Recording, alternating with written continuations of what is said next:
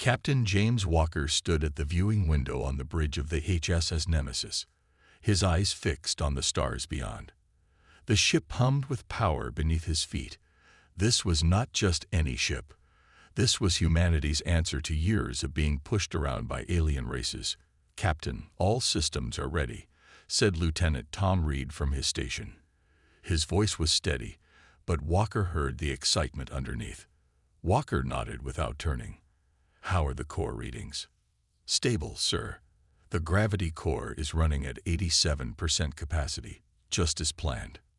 For nearly 100 years, Earth had been part of the galactic community, but not as an equal. The older alien races treated humans like children. They set unfair trade rules. They blocked human ships from using the best travel routes. They kept the best technology for themselves. No more. The HSS Nemesis was built in secret. While the aliens watched Earth's official shipyards, the real work happened deep in the asteroid belt. There, hidden from prying eyes, humans created something the aliens said was impossible.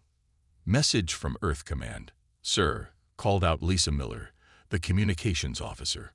Her dark hair was pulled back tight, her face serious. "The Tauran blockade has added 5 more battlecruisers. They're demanding we accept their new trade terms within 24 hours, or they'll cut off all supply lines to our outer colonies." Walker finally turned from the window.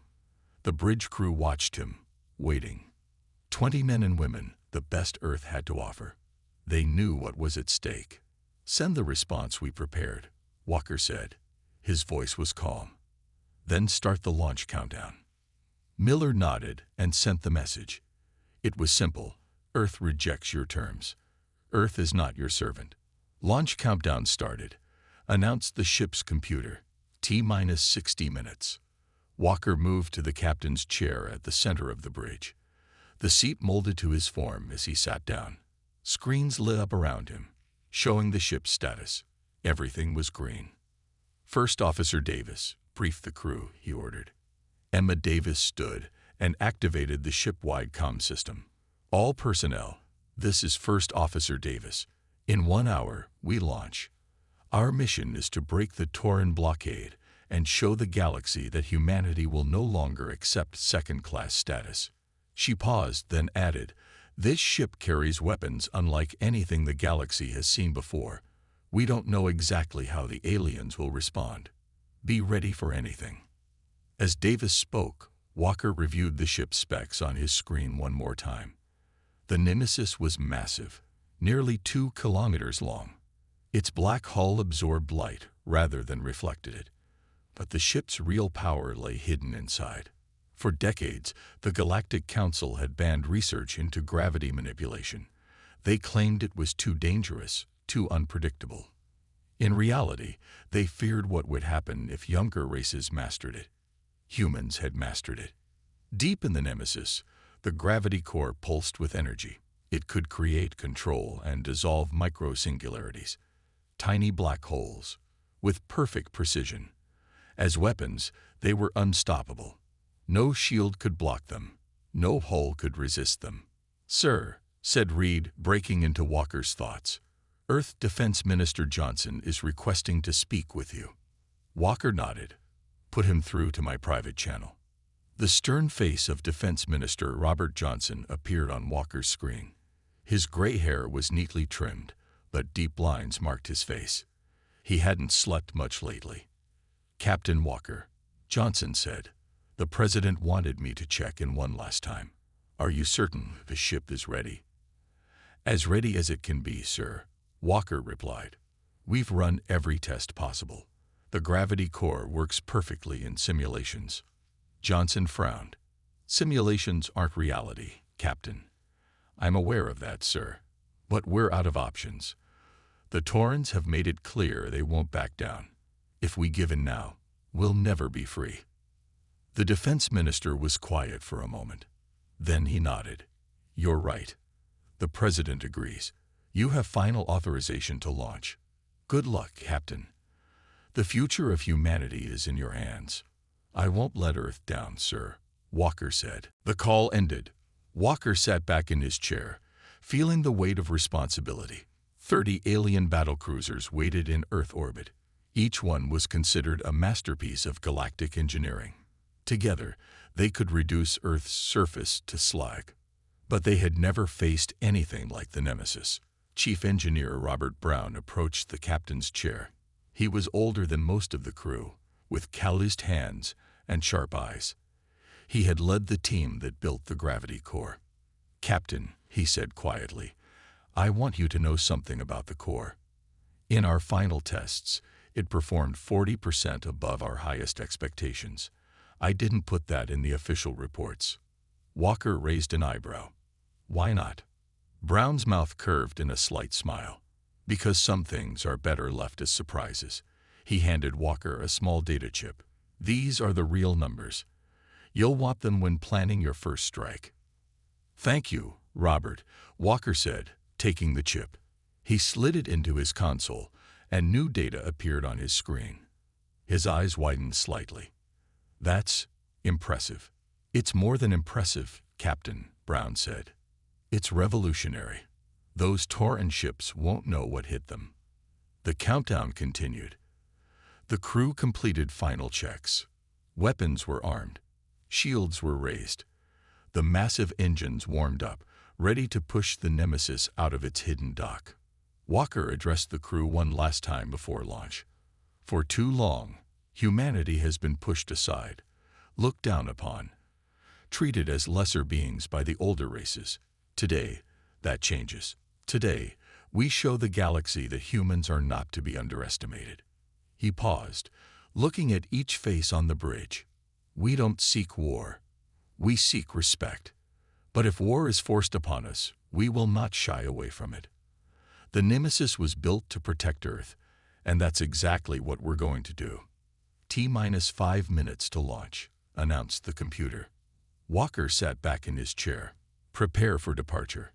Let's show the galaxy what humanity is capable of." As the final minutes ticked down, Walker thought about what would happen next. The Taurans wouldn't expect a direct attack. They believed humans were too weak, too afraid. They were about to learn how wrong they were. The Nemesis was more than a warship. It was humanity's declaration of independence from alien control. And its message would echo across the stars. Launch in 3, 2, 1. The Nemesis rose from its hidden base, moving toward its destiny among the stars. The HSS Nemesis rose through Earth's atmosphere, its massive black hull drinking in the sunlight.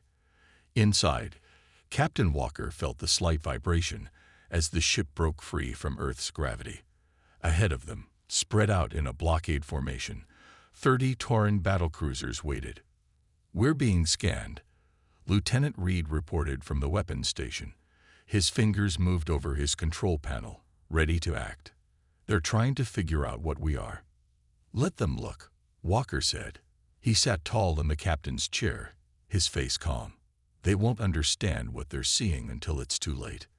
On the main screen, the Tauran ships grew larger. Each one was 3 times the size of Earth's older ships. Their hulls gleamed with a purple-silver metal that no human factory could make. For years, these ships had been symbols of humanity's weakness. Today, that would change. "They're hailing us, Captain," said Lisa Miller from Communications. "Audio and visual." Walker nodded. "Put them on screen." The main view screen changed to show a Tauran commander. His blue-scaled skin and 4 eyes were designed to look scary to humans. He wore a uniform decorated with symbols of victories against other races. "Human vessel," the Tauran said, his voice translated by the ship's computer. "You are violating a legal blockade. Power down your engines and prepare to be boarded. This is your only warning." The bridge crew of the Nemesis looked at Walker. This was the moment they had trained for. "This is Captain James Walker of the HSS Nemesis," Walker replied, his voice steady. "Your blockade is illegal under galactic law. Section 47. Earth has the right to free movement in its own solar system." The Tauran commander laughed, showing rows of sharp teeth. "Laws are for those with the power to enforce them. Human, you have 10 seconds to comply, or we will open fire." Walker closed the channel with a gesture. Target the 3 lid ships. Prepare gravity weapons. Reed's hands flew over his console. Targets locked, sir. Gravity weapons charged and ready. Fire. Reed pressed a single button. There was no beam of light, no explosion, no dramatic visual effect at all. For a brief second, it seemed like nothing had happened. Then 3 Tauran battlecruisers, each carrying over 2,000 crew members, simply collapsed. Their hulls crushed inward as if squeezed by a giant hand. Metal, machinery, and crew were compressed into small, dense balls of matter. The process took less than 2 seconds. Silence fell over the Nemesis bridge. Even though they had trained for this moment, seeing it happen for real was different. Walker felt sick, thinking about the lives just lost. But he kept his face blank. This was war, and he had his orders. "Status of gravity weapons?" he asked. Reed checked his readings. "Ready to fire again, sir. Power levels even higher than expected." The remaining Tauran ships broke formation. Some turned to run. Others moved their weapons into firing position. "They're targeting us," First Officer Davis reported. "Incoming fire from 7 ships." Energy beams lanced toward the Nemesis, bright enough to blind unprotected eyes. But they never reached their target.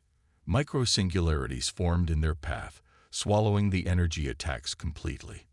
"Defense system working perfectly," Reed said with a grim smile. "They can't touch us." Walker studied the tactical display. The Tauran fleet was in chaos. Some ships fired wildly. Others tried to escape. None of them knew what to do against a weapon they had never seen before. "Captain," Miller called out, "we're receiving surrender signals from 5 Tauran ships." Walker raised an eyebrow. He hadn't expected that so quickly. "What about the others?" "Some are retreating at maximum speed. A few are still in attack position." Walker made his decision. "Target 1 more ship, the largest one still preparing to attack. Show them we could destroy them all if we wanted to." Reed nodded and entered the commands. A moment later, another Tauran ship imploded, crushed by artificial gravity so strong it bent space itself. The effect on the remaining ships was immediate. All attack positions were abandoned. More surrender signals flooded in. "Send this message to all Tauran vessels," Walker ordered. "The blockade of Earth is over. Retreat to the edge of the solar system immediately. Any ship remaining in Earth orbit in 30 minutes will be destroyed." The Tauran ships didn't wait 30 minutes. They fled immediately, engines burning hot as they raced away from Earth. "Send a message to Earth Command," Walker said. "Blockade broken. No damage to Nemesis. Awaiting further orders." The reply came quickly. "Nemesis, this is Earth Command. Well done. Your new orders are to proceed to the Galactic Council outpost in the Alpha Centauri system. Show them what happened here. Make sure they understand that Earth will no longer accept second-class status." Walker acknowledged the orders. "Set course for Alpha Centauri," he told his navigation officer. As the Nemesis prepared to leave Earth orbit, Chief Engineer Brown approached Walker. "Captain, I've analyzed the data from our weapons test against the Tauran ships," he said. "The gravity core performed even better than I expected. We used only 15% of its maximum power." Walker looked up, surprised. 15%? "Are you certain?" Brown nodded. "Completely certain. This ship is more powerful than even we realized. If the aliens push us further—" He left the thought unfinished. Walker considered this new information. The Nemesis wasn't just a match for the alien ships. It was so far beyond them that the comparison was meaningless, like comparing a modern tank to a wooden club. "Keep this information between us for now," Walker told Brown. "The crew doesn't need to know just how much power they're sitting on." As the Nemesis moved away from Earth, news of what had happened spread quickly across human colonies. For the first time in generations, humans looked up at the stars without fear. On the bridge, Walker recorded a message to be sent to the Galactic Council along with the records of the battle. His words were few but clear. "For too long, humanity has been treated as less than equal in this galaxy. That ends today. We seek peace, but we now have the means to defend ourselves against any threat. The choice is yours. Respect us as equals, or face the consequences." The Nemesis accelerated to full speed, leaving Earth behind. Ahead lay the Galactic Council outpost, and humanity's new future among the stars. The Galactic Council chamber was the oldest room in known space. Built 10,000 years ago by races now extinct, its high dome showed moving stars and planets. Around a large round table sat the representatives of the 12 most powerful species in the galaxy. Today, the chamber was silent. The recording of the Nemesis destroying the Tauran ships had just ended. Grand Counselor Vex of the Tauran hegemony stood first. His blue scales had turned pale with anger and fear. "This cannot be allowed," he said, his voice shaking. "The humans have created a weapon that breaks all our laws. They must be stopped before they build more of these ships." Delegate Jor of the Proxima Collective shook her head. Her 6 eyes blinked in sequence, a sign of deep thought. "How do you propose to stop them?" she asked. "Your fleet tried. 4 of your best ships are now just balls of crushed metal. Would you like to lose more?" The room filled with nervous whispers. The aliens had always seen humans as the weakest of the spacefaring races. Humans had been the last to develop faster than light travel. Their planets were few. Their weapons were simple, until now. In the center of the chamber stood Ambassador Mark Thompson, Earth's representative. He was a tall man with gray hair and calm eyes. For years, he had asked the Council for fair treatment. They had ignored him. Now, they couldn't look away. "The Council has a choice to make," Thompson said. His voice was steady and clear. "For nearly a century, Earth has asked for equal treatment. We've been denied at every turn. Our trade has been restricted. Our colonies have been limited. Our ships have been stopped without cause." He paused, looking at each alien representative in turn. The HSS Nemesis was not built to start a war. It was built because you left us no choice. You pushed us, and now we have pushed back. The question is, what happens next? The alien delegates looked at each other nervously. They weren't used to a human speaking with such confidence. "What do the humans want?" asked the Mindaran representative, her flower-like face turning toward Thompson. Thompson took out a data tablet and placed it on the table. "A new treaty, one that recognizes Earth as a full and equal member of the galactic community, one that ends all unfair trade practices, one that pays us back for years of being cheated." The Tauran representative slammed his fist on the table. "This is blackmail. You threaten us with your new weapon and demand payment." Thompson's face didn't change. "No, we're showing you that the old balance of power has changed. We're offering a peaceful way forward. The alternative." He let the thought hang in the air. The council chamber doors opened, and a messenger rushed in. He whispered something to the Tauran representative, whose scales paled even further. "What is it?" asked the head of the council, an ancient being from a race so old they have forgotten their original name. The Tauran looked up, his 4 eyes wide with fear. "Our intelligence sources report that humans are building more ships like the Nemesis. At least 5 are under construction." The chamber erupted in shocked voices. Thompson didn't react. He had known this information would reach the council eventually. "How long until these ships are ready?" asked Jor of the Proxima Collective. "Less than 6 months for the first one," the Tauran said.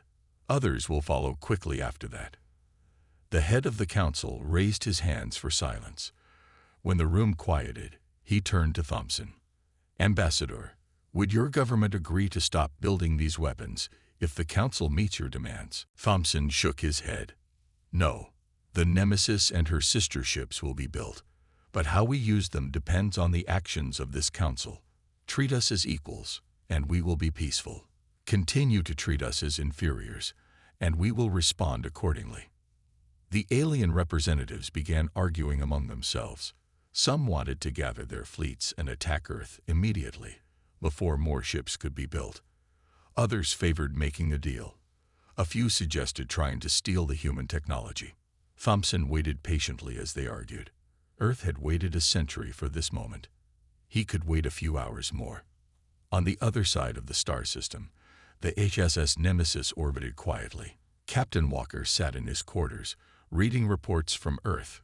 Construction on the second ship, the HSS Retribution, was ahead of schedule. The gravity core technology was being improved daily. A message alert sounded. It was from First Officer Davis. "Captain," she said, "our sensors have detected ship movements around the outer planets. It looks like several council races are gathering their fleets." Walker nodded. He had expected this. How many ships? At least 50 so far, more arriving every hour. Any aggressive movements toward us? Davis shook her head. "No, sir. They're keeping their distance. Just watching." "Keep our weapons on standby," Walker ordered. "But don't target anyone unless I give the command. These aliens need to learn that humans aren't the threat here. Their own fear is." Back in the council chamber, the arguments had gone on for hours. Finally, the head of the council called for order. "We will vote now," he announced. "The choice is simple. Do we accept the human terms, or do we prepare for war?" The vote was not unanimous. The Taurans and 2 other races voted for war. But the others, seeing the recording of the Nemesis in action, chose a more cautious path. Ambassador Thompson, the head of the council, said, "The council has voted to accept your proposal in principle. We will form a committee to work out the details of a new treaty." Thompson nodded. It wasn't everything Earth wanted, but it was a start. "I will inform my government. In the meantime, I suggest all council races withdraw their warships from this system. The captain of the Nemesis is under orders to defend himself if threatened." As Thompson left the chamber, he heard the council members already giving orders to their fleets. No one wanted to risk facing the Nemesis. In his quarters on the warship, Captain Walker received the news from Earth Command. The council had backed down. There would be no battle today. Walker felt both relief and disappointment. Part of him had wanted to show the aliens the full power of his ship, but a greater part was glad that more lives wouldn't be lost. "Set course for home," he ordered. "Our job here is done." As the Nemesis turned toward Earth, Walker knew that this was just the beginning. The galaxy had changed forever, and humanity's place in it would never be the same. 3 months had passed since the HSS Nemesis returned to Earth. Captain Walker stood in the massive construction bay, deep inside the asteroid belt. Before him, the hull of the HSS Retribution took shape. Workers in spacesuits moved around it like bees around a hive, welding, building, and testing. "She'll be ready in half the time we took to build the Nemesis," said Chief Engineer Robert Brown, who stood beside Walker. His face showed pride in what humans had accomplished. "We learned a lot from the first ship." Walker nodded. "And the improvements? The gravity core is 30% more powerful. The hull is stronger. The defense systems can handle twice as many attacks." Brown smiled. "The aliens won't know what hit them if they're foolish enough to try." Across the galaxy, the news of the Nemesis had spread like fire. Every race had seen the recordings. Every government was afraid. The humans, once thought weak, now had the most powerful weapon in known space. The responses were not what anyone expected. On the colony world of New Eden, Walker met with General Emma Davis, who had been promoted after the success of the Nemesis mission. They walked through a garden of Earth plants, talking quietly. "The Proxima Collective has offered us a separate treaty," Davis told him. "Better terms than what the Council offered. They want to exchange technology." "Can we trust them?" Walker asked. Davis shrugged. "More than the others, maybe. They've always been traders first, warriors second. But what's interesting is that they're breaking from the Council to deal with us directly." This was happening across the galaxy. The united front of the older races was falling apart. Some wanted to make friends with the humans before others did. Some were building up their fleets, hoping that numbers might overcome human technology. Others simply tried to stay out of the way. The Taurans had taken the hardest path. Angry about their defeat, they had started the biggest military buildup in their history. "Our spies say the Taurans are planning a surprise attack on Earth," Davis said as they reached the end of the garden path. "They think if they hit us with everything at once, they can win before we build more ships like the Nemesis." Walker's face turned hard. "They're wrong." "I know," Davis agreed, "but we can't let them attack our home world. We need to show them that would be a mistake." Walker received new orders the next day. The Nemesis would visit key systems throughout the galaxy, showing its power without using it destructively. The message would be clear: don't test us. The first stop was the Tauran home system. The Nemesis appeared at the edge of the system, its black hull standing out against the stars. Immediately, alarms sounded across the Tauran planets.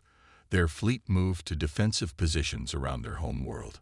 "They've targeted us with over 200 ships," reported Lieutenant Reed from the weapons station. "Should I prepare countermeasures?" "No," Walker said. "Open a channel to their fleet command." The main screen showed a Tauran admiral, his scales dark blue with age and rank. His 4 eyes narrowed when he saw Walker. "Human," he said, "your presence here is an act of war." Walker's face remained calm. "This is a diplomatic visit, Admiral. We come in peace." The Tauran laughed. "With your weapon ship? You expect us to believe that?" "Believe what you want," Walker replied. "But understand this.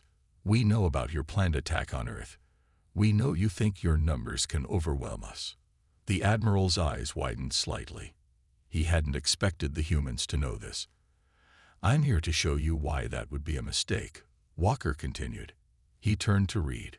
"Lieutenant, target the uninhabited moon of their 4th planet." Reed entered the commands. "Target locked, sir. Fire gravity weapon at 30% power." The bridge crew watched the screen as the Tauran moon, a rock nearly 500 kilometers across, began to squeeze inward. In less than a minute, it had collapsed to half its size. In 3 minutes, it was a quarter of its original size. After 5 minutes, what had been a moon was now a dense ball of rock, no larger than a small ship. The Tauran admiral's scales had turned pale. "Stop," he said. "We understand your message." Walker nodded. "Good. Then also understand this. That was 30% power against a lifeless rock. Imagine what 100% would do to a planet. Earth wants peace, Admiral. But we will defend ourselves." The Nemesis left the Tauran system without further incident. Similar demonstrations were carried out in 6 other key systems. Each time, the message was the same: humans were no longer to be threatened. Back on Earth, production of the Nemesis-class ships continued. The HSS Retribution was almost ready. 5 more ships were in different stages of construction. Ambassador Thompson met with the Earth Defense Council to discuss the changing situation. "The Council races are splitting into 3 groups," he explained to the gathered leaders. "The Proxima Collective and their allies want trade agreements with us. The Taurans and 2 other races are still hostile, but afraid to act. The rest are staying neutral, waiting to see what happens." President Wilson, a woman with dark skin and gray hair, nodded. "And what do you recommend, Ambassador?" "We should make separate treaties with those willing to treat us fairly," Thompson said. "Show the others that cooperation brings benefits. Isolation brings risk." The Council voted to approve this approach. Within weeks, Earth had signed new agreements with the Proxima Collective and 4 other races. Trade between their worlds and human colonies increased immediately. Technology exchanges began, carefully managed to keep Earth's most important secrets safe. On the construction platform, where the HSS Retribution neared completion, Captain Walker received a message from Earth Command. He was being given command of the 2nd ship as well, with authority over both vessels. "Your mission is to continue showing our strength," his orders read, "while avoiding actual conflict if possible. Earth wants peace from a position of power, not war." Walker understood. The Nemesis had changed everything. Now, humans had to be careful with their new power. It would be easy to become what they had once feared, bullies who used their strength to control others. As the HSS Retribution came online, its gravity core glowing with power, Walker made a promise to himself. Humans would not follow that path. They would be strong, yes. They would defend themselves, always, but they would not become the tyrants they had overthrown. The galaxy was changing, and humanity would lead the way to something better. 1 year had passed since the Nemesis first broke the Tauran blockade. The galaxy had changed in ways no one could have predicted. Captain James Walker stood on the observation deck of the HSS Nemesis, now the flagship of a fleet of 7 identical warships. Through the large viewing window, he could see ships from 23 different alien species orbiting Earth. They were not here as enemies, but as guests. "Hard to believe, isn't it?" said Mark Thompson, who had been promoted from ambassador to Earth's foreign minister. He stood beside Walker, watching the alien ships. "A year ago, most of these races wouldn't even answer our messages." Walker nodded. "Fear is a powerful motivator. So is respect," Thompson added. "And we've earned that now." The door to the observation deck opened, and aliens of various shapes and sizes entered. They were representatives from all the major galactic powers, including some who had once been Earth's most dangerous enemies. Among them was a young Tauran named Ral. Unlike the other Taurans Walker had met, Ral's manner was humble, his 4 eyes looking at the humans with curiosity instead of hatred. "Captain Walker," Ral said with a slight bow, "it is an honor to meet you. My government has sent me to replace Admiral Krell, who was removed from his position after his failure against your ship." Walker nodded politely. "Welcome, Delegate Ral. I hope we can work together better than our predecessors did." As the reception continued, Walker moved among the alien representatives. Some were friendly, eager to form closer ties with the now powerful humans. Others were clearly still afraid, their body language showing nervousness whenever Walker came near. A tall, thin alien from the Proxima Collective approached Walker. "Your ships have changed everything, Captain," she said. "Some say the balance of power in the galaxy has been permanently altered." "That was the point," Walker replied. "The old balance wasn't fair to younger races like ours." The alien tilted her head. "True, but some worry that the advantage you now hold will not last.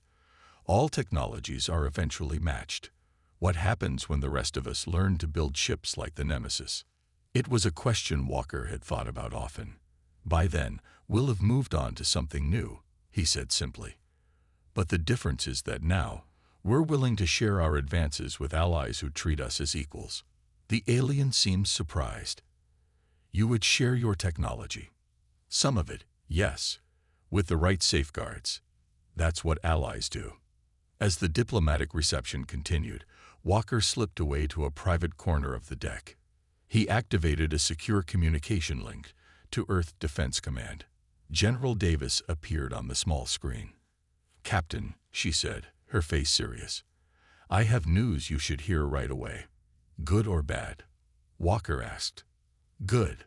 Very good," Davis smiled, a rare sight. "The dimensional fold tests were successful. We can now create small folds in spacetime. The implications for travel and communication are enormous." Walker's eyes widened. This was even more revolutionary than the gravity weapons. "How long until we can implement it on ships?" 6 months for a prototype. Maybe a year before the Nemesis can be upgraded." Davis paused. "This technology will make the gravity cores seem primitive. We'll be able to travel between stars in minutes instead of days." Walker nodded, thinking of the implications. Just as the alien had predicted, Earth's technological advantage was temporary. But what the alien didn't know was that humans had no intention of standing still. "Keep it secret for now," Walker said. "We'll reveal it when the time is right." He rejoined the reception as Foreign Minister Thompson was making a speech. "For too long, the galaxy operated on the principle that older races deserve more rights than younger ones," Thompson said to the gathered aliens. "Earth rejected that idea. We didn't want special treatment. We wanted equal treatment. Now that we have the strength to demand it, we find many of you suddenly willing to offer it."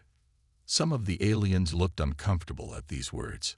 Others nodded in agreement. 1 year had passed since the Nemesis first broke the Tauran blockade. The galaxy had changed in ways no one could have predicted. Captain James Walker stood on the observation deck of the HSS Nemesis, now the flagship of a fleet of 7 identical warships. Through the large viewing window, he could see ships from 23 different alien species orbiting Earth. They were not here as enemies, but as guests. "Hard to believe, isn't it?" said Mark Thompson, who had been promoted from ambassador to Earth's foreign minister. He stood beside Walker, watching the alien ships. "A year ago, most of these races wouldn't even answer our messages." Walker nodded. "Fear is a powerful motivator." "So is respect," Thompson added. "And we've earned that now." The door to the observation deck opened, and aliens of various shapes and sizes entered. They were representatives from all the major galactic powers, including some who had once been Earth's most dangerous enemies. Among them was a young Tauran named Ral. Unlike the other Taurans Walker had met, Ral's manner was humble, his 4 eyes looking at the humans with curiosity instead of hatred. "Captain Walker," Ral said with a slight bow, "it is an honor to meet you. My government has sent me to replace Admiral Krell, who was removed from his position after his failure against your ship." Walker nodded politely. "Welcome, Delegate Ral. I hope we can work together better than our predecessors did." As the reception continued, Walker moved among the alien representatives. Some were friendly, eager to form closer ties with the now powerful humans. Others were clearly still afraid, their body language showing nervousness whenever Walker came near. A tall, thin alien from the Proxima Collective approached Walker. "Your ships have changed everything, Captain," she said. "Some say the balance of power in the galaxy has been permanently altered." "That was the point," Walker replied. "The old balance wasn't fair to younger races like ours." The alien tilted her head. "True, but some worry that the advantage you now hold will not last. All technologies are eventually matched. What happens when the rest of us learn to build ships like the Nemesis?" It was a question Walker had thought about often. "By then, we'll have moved on to something new," he said simply. "But the difference is that now, we're willing to share our advances with allies who treat us as equals." The alien seemed surprised. "You would share your technology?" "Some of it, yes, with the right safeguards. That's what allies do." As the diplomatic reception continued, Walker slipped away to a private corner of the deck. He activated a secure communication link to Earth Defense Command. General Davis appeared on the small screen. "Captain," she said, her face serious, "I have news you should hear right away." "Good or bad?" Walker asked. "Good. Very good." Davis smiled, a rare sight. "The dimensional fold tests were successful. We can now create small folds in space-time. The implications for travel and communication are enormous." Walker's eyes widened. This was even more revolutionary than the gravity weapons. "How long until we can implement it on ships?" 6 months for a prototype. Maybe a year before the Nemesis can be upgraded." Davis paused. "This technology will make the gravity cores seem primitive. We'll be able to travel between stars in minutes instead of days." Walker nodded, thinking of the implications. Just as the alien had predicted, Earth's technological advantage was temporary. But what the alien didn't know was that humans had no intention of standing still. "Keep it secret for now," Walker said. "We'll reveal it when the time is right." He rejoined the reception as Foreign Minister Thompson was making a speech. "For too long, the galaxy operated on the principle that older races deserve more rights than younger ones," Thompson said to the gathered aliens. "Earth rejected that idea. We didn't want special treatment. We wanted equal treatment. Now that we have the strength to demand it, we find many of you suddenly willing to offer it." Some of the aliens looked uncomfortable at these words. Others nodded in agreement.